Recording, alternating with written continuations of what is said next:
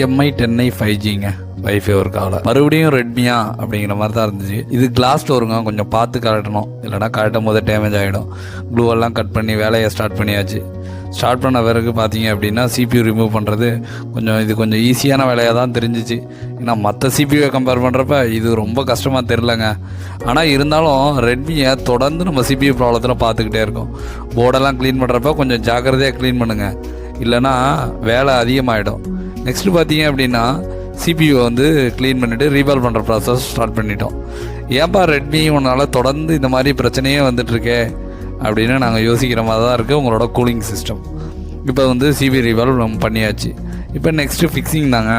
Fix பண்ணிவிட்டு ஃபோனை on பண்ணி பார்த்தா ரிசல்ட் என்னென்னு நமக்கு தெரிஞ்சிடும். இப்போ பார்த்தீங்கன்னா ரீபாலிங் நல்லாவே வந்திருக்கு. இப்போ ரீபால் ஃபிக்ஸ் பண்ணுறதுக்கு ஒரு எக்ஸப்ட் போட்டுட்டு இப்போ பண்ணால் ஃபோனு ரெடி, வைஃபையும் ஒர்க் ஆகுதுங்க. உங்களுக்கும் இந்த மாதிரி சிப் லெவல் சர்வீஸ் வந்து கற்றுக்கணுமா? ஸ்க்ரீனில் இருக்க நம்பரை கான்டாக்ட் பண்ணுங்கள்.